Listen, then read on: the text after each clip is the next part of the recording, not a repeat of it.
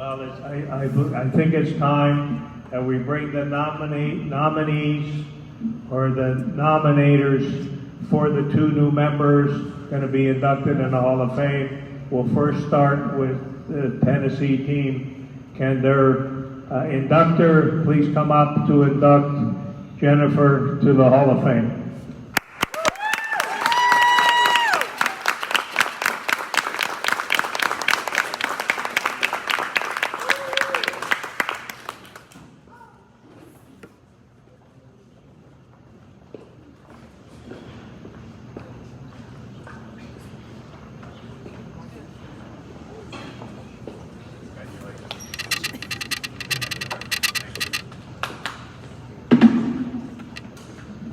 Thank you, sir. Unlike most of you guys here, probably played since you were this high, most of these girls don't even start playing till they're in their 20s or 30s. 46. There you Woo! go.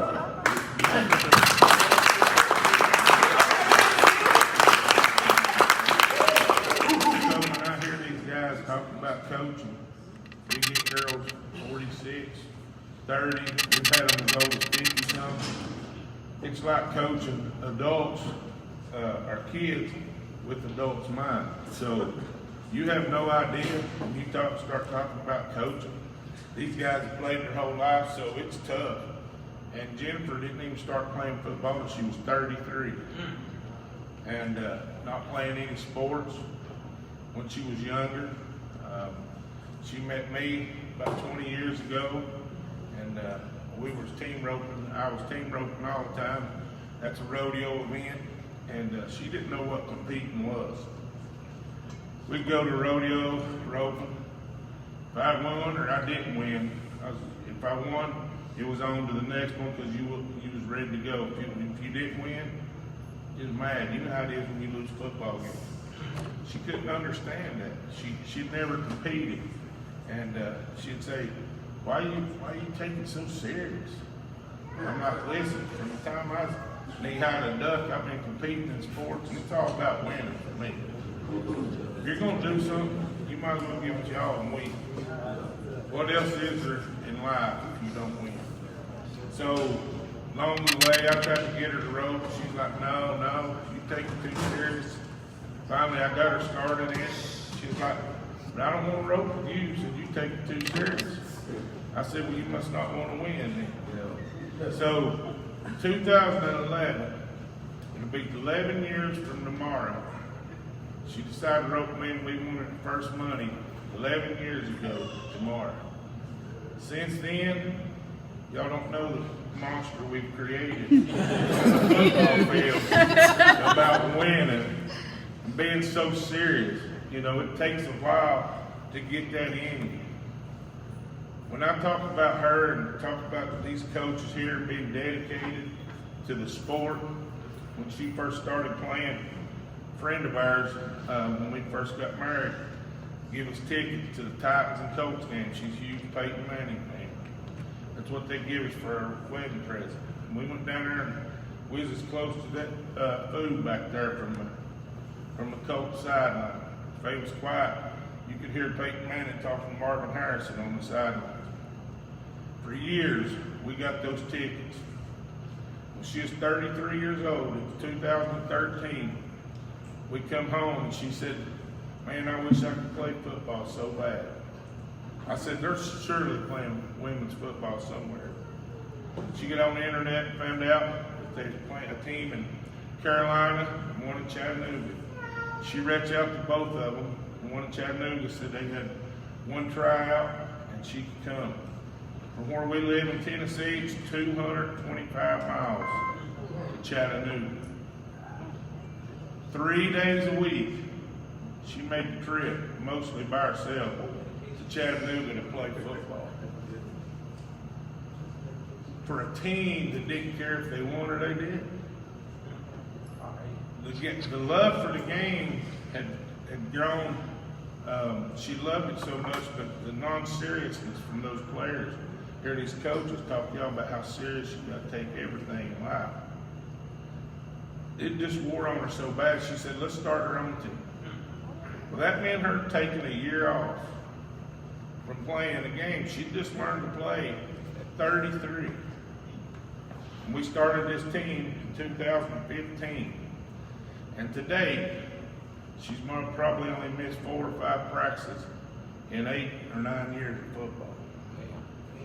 You know what? To me, that's commitment and dedication and determination. So, you know, when you talk about people that deserve to be in these places, I don't care who you are, I don't care who you play for, what teams. When you're committed to something that much and you're determined that much and you got that much dedication, you deserve to be in the Hall of Fame. Woo! Yes.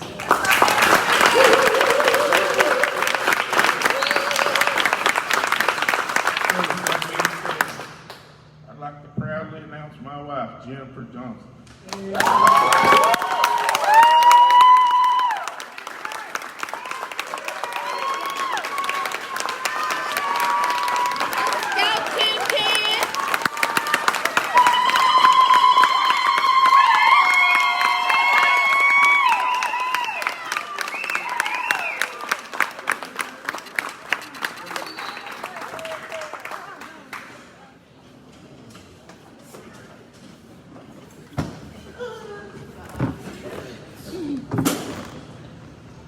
I'm the worst at this.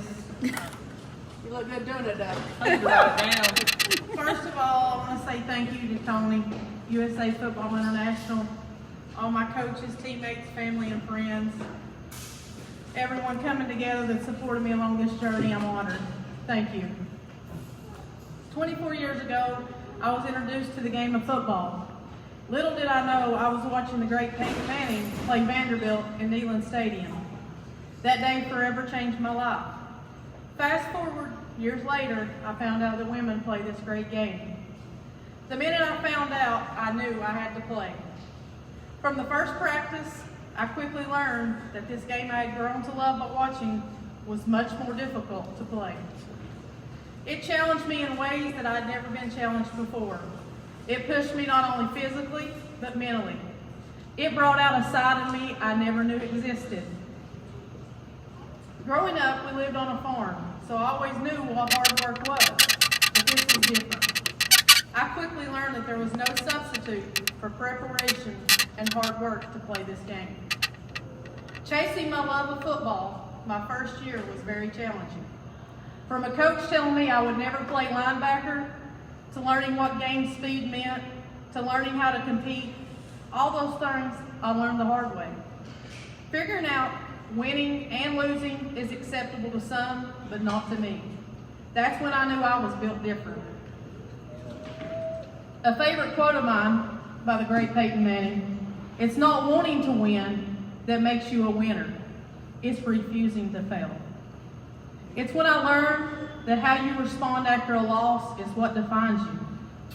After my first season, in which we only won 1 game, I went to Dave. I said, "Let's do this. Let's start a team. Let's build a team and culture on doing things the right way and winning." So many challenges and naysayers along the way said we couldn't do it, but hell-bent and determined, we done it. Woo! This has turned into my journey today of playing in my 6th straight national championship game tonight.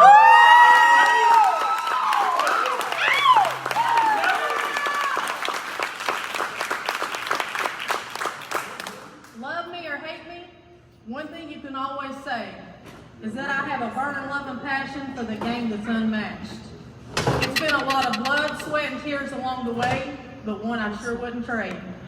It has led me to sisters, best friends, family who are permanent fixtures in my life. Most of these people whom I would never have met if it hadn't been for this great game. The bonds made to winning championships, to being named team captains, those feelings never get old.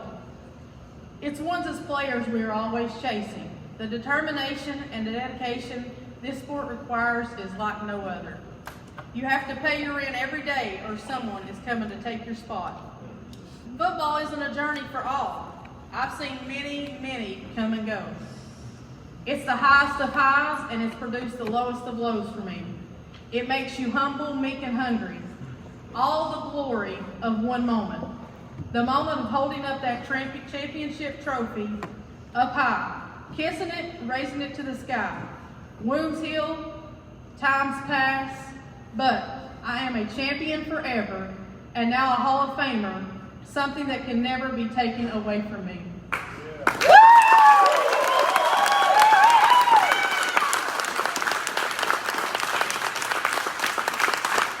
Again, I just want to say thank you to all my teammates, my coaches, everyone that's pushed me, everyone that said I couldn't do it.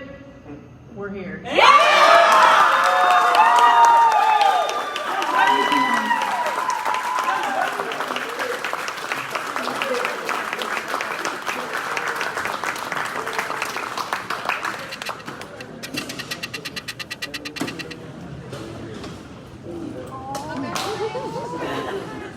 That's my best friend.